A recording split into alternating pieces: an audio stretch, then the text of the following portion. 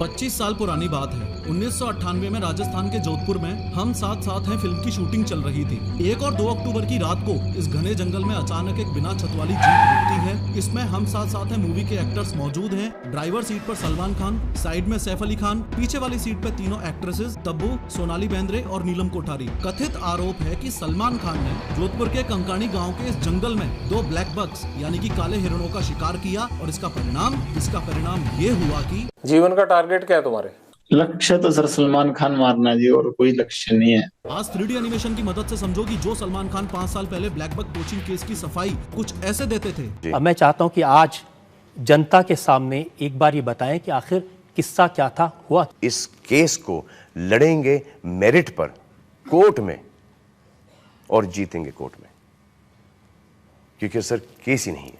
आज उनके शुभचिंतकों की ये हालत कैसे हुई? मेरे सलमान भाई की तरफ से मैं माफी मांगती हूँ। मैं माफ कर दो भैया। मैं ये लो भाई, मैं सलमान खान की तरफ से मैं बिश्नोई समाज से माफी मांगती हूँ कि भैया माफ कर दो। और मोस्ट इम्पोर्टेंटली एक जेल में बंद बैठा हुआ गैंगस्टर लॉरेंस बिश्नोई आखिर कैसे सिद्धू मूसेवाला को जान से मरवा सकता है, कैसे इंडिया में 1000+ शूटर से कनेक्टेड है और कैसे बैंकॉक और थाईलैंड तक इसकी गैंग्स फैली हुई हैं। लेकिन सबसे पहले ये समझते हैं कि लॉरेंस बिश्नोई एक स्टूडेंट से गैंगस्टर कैसे बन गए। बात 12 फरवरी 1993 की है। फिरोजपुर पंजाब के एक गांव में लॉरेंस का जन्म हुआ। लॉरेंस के पिताजी हरियाणा पुलिस में नौकरी करते थे और 1997 में रिटायर होकर खेती का काम संभालने लगे। 1 साल बाद अक्टूबर 1998 में अब लॉरेंस 5.5 साल का हो गया है और ऑब्वियसली उसे कोई अंदाजा भी नहीं है कि एलिजिडली जोधपुर में इस दौरान सलमान खान 2 ब्लैक बक्स का शिकार कर रहा है और 25 साल बाद इसी बॉलीवुड के भाईजान को मारना उसकी जिंदगी का इकलौता मकसद रह जाएगा। खैर 12th पास करके 2010 में Lawrence Bishnoi DAV college Chandigarh में लॉ में ग्रेजुएशन करने के लिए चला गया।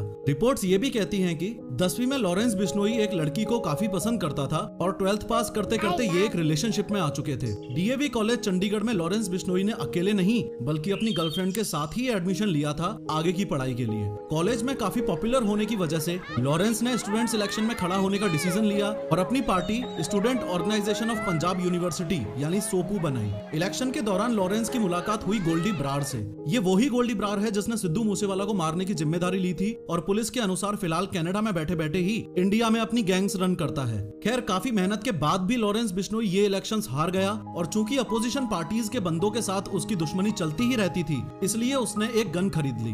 लॉरेंस बिश्नोई की दुश्मनी कॉलेज में बढ़ती गई और जनवरी 2011 में धीरे धीरे इस दुश्मनी ने शूट आउट और गैंगवार का रूप ले लिया। इस शूट आउट की वजह से उस पर FIR हुई, लेकिन इस बात पे ध्यान दो कि रिपोर्ट्स ये भी हैं कि लॉरेंस बिश्नोई ने एक पक्के अपराधी का रूप तब लिया जब इसकी गर्लफ्रेंड को अपोजिशन पार्टी वालों ने जिंदा जला दिया। बस अब क्या था, लॉरेंस बिश्नोई की एंट्री दहशत की दुनिया में हो चुकी थी। बदला लेने के लिए उसने अपने कनेक्शंस बढ़ाने शुरू कर दिए। जाने माने क्रिमिनल्स जैसे जग्गू भगवानपुरी और रॉकी फैजिल्का के साथ उसने हाथ मिला लिया। वो कांड करता, पकड़ा जाता, जेल जाता और कनेक्शंस की मदद से छूट जाता। ये होता रहा, लेकिन एक दिन राजस्थान पुलिस के साथ शूट आउट में उसे धर दबोचा गया और जयपुर में स्थित जवाहर सर्किल पुलिस थाने में बंद कर दिया गया। तब से लेके आज तक लॉरेंस बिश्नोई का अलग अलग जेलों में ट्रांसफर किया जाता रहा है, लेकिन है वो पुलिस की गिरफ्त में ही। अब इससे पहले आगे बढ़ के हम ये समझें कि लॉरेंस बिश्नोई जेल में बैठे बैठे सलमान खान को मारने की प्लानिंग कैसे कर रहा है। ज्यादा जरूरी ये समझना है कि सलमान खान की जान लेने के लिए वो इतना कमिटेड क्यों है। देखो लॉरेंस बिश्नोई, इसके सरनेम पे फोकस करो। बिश्नोई, 20 9। जी हाँ, ये बिश्नोई कम्युनिटी 20 और 9 यानी 29 नियम को फॉलो करती है। मान्यता यही है कि असली बिश्नोई वो ही है जो इन 29 रूल्स को फॉलो करता हो। इन 29 रूल्स में से कुछ रूल्स ये भी हैं कि दारू नहीं पीनी है, अमावस्या को व्रत रखना है, नीले कलर के कपड़े नहीं पहनने हैं, सुबह सूर्योदय होते ही नहाना है एंड मोस्ट इम्पोर्टेंटली जानवरों और पर्यावरण को सुरक्षित रखना है। इस 5वें पॉइंट की इंपोर्टेंस आप इस इमेज की मदद से भी समझो। एक बिश्नोई महिला एक हिरण को स्तनपान करवा रही है। ये ब्लैक बक्स आपके और मेरे लिए एनिमल्स हो सकते हैं, लेकिन बिश्नोई समाज के लिए पालतू और पूज्यनीय हैं। लोग इस बात के लिए बिश्नोइयों को प्रेज भी करते हैं। जब दुनिया को ग्लोबल वार्मिंग का ग मालूम नहीं था, सदियों से ये मेरा वैष्णव समाज के लोगों ने पर्यावरण की रक्षा के लिए बलिदान दिए ये कम्युनिटी ब्लैक बक्स को बच्चों की तरह पालती है और दुखद तौर पर ऐसा कथित आरोप है कि सलमान खान ने इनके बच्चों का यानी काले हिरणों का शिकार किया है। बट वेट, क्या सलमान खान ने सच में शिकार किया था? चलो ब्लैक बक पोचिंग केस में आपको विटनेस साइड की स्टोरी दिखाता हूँ। बात राजस्थान के जोधपुर में कंकाणी गाँव में 25 साल पहले 1998 में 1 और 2 अक्टूबर की मध्य रात्रि की है। छोगाराम जी को अचानक 2 गोलियां चलने की आवाज आती है। आज चांदनी रात है। मेरे को ठीक है।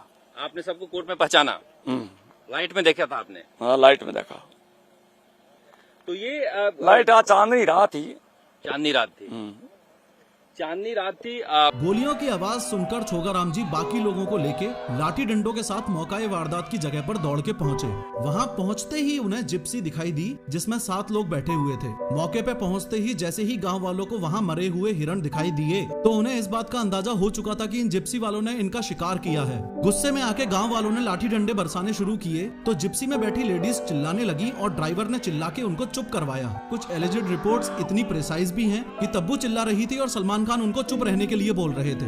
इतनी पूरी हलचल में गांव वालों ने जिप्सी का नंबर नोट कर लिया और ये बहुत बड़ी दिक्कत बनी सलमान खान के लिए। अब जिप्सी का नंबर पुलिस थाने में दिया गया तो पता चला कि जिप्सी किसी यादव साहब के नाम पे है। यादव साहब से पूछताछ करने पर पता चला कि उन्होंने अपनी जिप्सी किराए पे दे रखी है किसी फिल्म यूनिट को। उन्होंने डिटेल में बताया कि जोधपुर के किसी पैलेस में एक फिल्म की शूटिंग चलते कुछ एक्टर्स रुके हुए हैं। उस फिल्म की टीम को ये जिप्सी किराए पे दी गई थी। पुलिस को अंदाजा लग चुका था कि शूटिंग तो फिलहाल हम साथ साथ हैं मूवी की चल रही है। फर्दर इंक्वायरी से पता चला कि जिप्सी की जिम्मेदारी हरीश दुलानी नामक व्यक्ति को दे रखी थी जो कि उसका ड्राइवर था।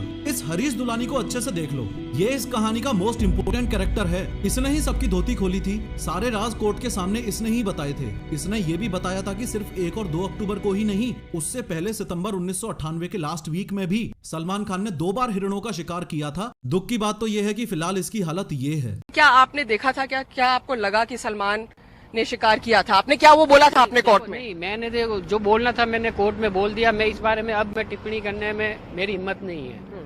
क्यों नहीं है? बस अब नहीं है, डर लगता है भाई। वो इसलिए क्योंकि इसके परिवार वालों को लगातार धमकियां तक मिली हैं। इसी समय आपको ये भी बताना चाहूंगा कि जीप में जो 7 लोग मौजूद थे उसमें जो पीछे 2 मेल्स बैठे थे उनमें से एक था ये हरीश दुलानी और दूसरा था दुष्यंत सिंह जो एज अ गाइड काम करता था उस होटल में जिस होटल में ये लोग रुके हुए थे। उसके बाद कई बार सलमान खान हियरिंग्स के लिए कोर्ट जाते रहे, जेल भी गए लेकिन बेल मिलती रही। लेकिन फाइनली 5 अप्रैल 2018 को सलमान खान को 5 साल की सजा सुना दी गई और 10,000 रुपए का जुर्माना लगा दिया गया। परंतु बिश्नोई कम्युनिटी जिस बात से आज तक नाराज है वो ये कि सलमान खान के जेल जाने के एग्जैक्ट 2 दिन बाद यानी 7 अप्रैल 2018 को सलमान खान को बेल मिल गई और केसेस यूं ही कोर्ट में घूमते रहे। ऐसे में गैंगस्टर लॉरेंस बिश्नोई कानून हाथ में लेने की ठान लेता है और पुलिस की जीप में बैठ के पुलिस वालों के सामने बोलता है, तो जब हम करेंगे तो पता लग ही जाएगा। सलमान खान का करेंगे, मारेंगे यही जोधपुर में मारेंगे तो पता लग जाएगा इनको। अभी तो मैंने कुछ किया ही नहीं, अभी नहीं मतलब इन्वॉल्व कर रहे हैं। खैर फिलहाल लॉरेंस बिश्नोई तो जेल में बंद है लेकिन अपने राइट हैंड गोल्डी ब्रार और गैंग मेंबर्स के साथ कनेक्टेड रहते हुए सलमान खान को जान से मारने की इसकी प्लानिंग काफी स्ट्रॉन्ग और प्रैक्टिकल है। सलमान खान को मारने की सबसे पहली कोशिश इसने 2019 में की थी जब गैंगस्टर संपत नेहरा को इसने मुंबई भेजा था। संपत नेहरा को जब पुलिस ने पकड़ा तो पता चला कि उसने काफी टाइम तक गैलेक्सी अपार्टमेंट की रेकी की लेकिन हथियार की रेंज कम होने की वजह से प्लान कैंसिल करना पड़ा। सलमान खान को मारने की दूसरी कोशिश इसने 2022 में की थी जब कनाडा में बैठे गोल्डी ब्रार ने एक शूटर को मुंबई भिजवाया और हमले की साजिश करने के लिए मुंबई में उसे एक कमरा दिलवाया। सलमान खान के फार्म हाउस की रेकी की गई। फार्म हाउस के गार्ड से शूटर ने दोस्ती तक भी कर ली थी, हर मूवमेंट पर नजर थी, लेकिन सलमान खान के साथ हैवी सिक्योरिटी होने की वजह से प्लान कैंसिल करना पड़ा। इसके अलावा सलमान खान के पिताजी सलीम खान जिस पार्क में वॉक के लिए जाते थे उस पार्क की बेंच पर उन्हें धमकी भरी चिट्ठी भी मिली थी। चिट्ठी में साफ साफ लिखा था कि तेरा सिद्धू मूसेवाला जैसा हाल कर देंगे। और सबसे लेटेस्ट यानी 22 मार्च 2023 को सलमान खान को ईमेल के जरिए धमकी मिली है जो कि रोहित गर्ग नामक व्यक्ति ने भेजी है और गोल्डी ब्रार ने भिजवाई है। अगेन वही सेम बात लिखी है कि या तो माफी मांग ले या जान जाएगी। ये माफी मांगने वाला मसला ये है कि लॉरेंस बिश्नोई कहता है कि मैं सलमान खान की जान नहीं लूंगा, माफ कर दूंगा और यहाँ तक कि उसके पैर भी पकड़ लूंगा अगर सिर्फ और सिर्फ हम बिश्नोइयों के मुक्तिधाम मुकाम मंदिर में जाके वो माफी मांग ले। तो कैसे आप माफी चाहते हैं? सर हमारे बिश्नोइयों का मंदिर है मुकाम, मुक्तिधाम मुकाम एक मंदिर है हमारे बिश्नोइयों का।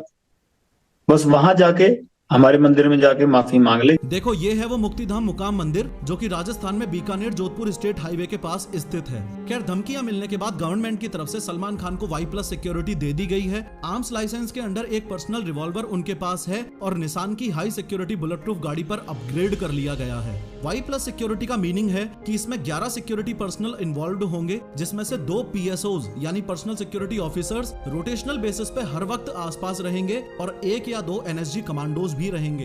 कहानी का तात्पर्य ये है कि सलमान खान माफी मांगने के लिए रेडी है नहीं और लॉरेंस बिश्नोई गैंगस्टर है तो उससे पीछे हटने की उम्मीद कर भी नहीं सकते। एलिजिडली जहां पे सलमान खान ने ब्लैक बक्स को मारा था वहां बिश्नोई समाज ने ऐसा स्मारक बनवा दिया है। और लॉरेंस बिश्नोई के व्यक्तित्व का दूसरा पहलू ये भी है कि कथित तौर पर वो एक देश प्रेमी है। जब छोटा था तो गाँव में बच्चों को नशा करने से रोकता था। गांव के बच्चे को नशा करने के लिए वो बहुत रोकता था, कोई गलत काम करने के लिए रोकता था। एक उसका बोलने का ढंग बहुत अच्छा था। शहीद भगत सिंह को अपना रोल मॉडल मानता है और कहता है कि अगर जेल से छूट गया तो गायों की सेवा करेगा। कभी बाहर आए तो गौशाला बनाएंगे, गायों की सेवा करेंगे और कोई एजेंडा नहीं है बाहर। फिलहाल हम सब के लिए जरूरी बात यह है कि लॉरेंस बिश्नोई जैसे गैंगस्टर्स के क्राइम्स को ग्लोरीफाई ना किया जाए और देश का यूथ इस दिशा में ना बढ़े। और दूसरी सोचने वाली बात यह है कि हमारा सिस्टम इतना ज्यादा फ्लॉड है कि पुलिस की निगरानी में जेल में बैठे बैठे ही लॉरेंस बिश्नोई अपनी पूरी गैंग्स के साथ कनेक्टेड है, क्राइम्स करता जा रहा है और उसके शब्दों में कुछ इस तरीके से घपले हो रहे हैं। फोन कैसे आ जाता है अंदर? बाकी साथियों के पास भी है, आपके सबके पास फोन ना? नहीं, फोन सर दीवार के ऊपर से फिंकवा लेते हैं जी। रुको, मैंने इस वीडियो में एक्सप्लेन किया है कि आजकल यंग इंडियंस में हार्ट अटैक्स क्यों आ रहे हैं, जरूर देखो।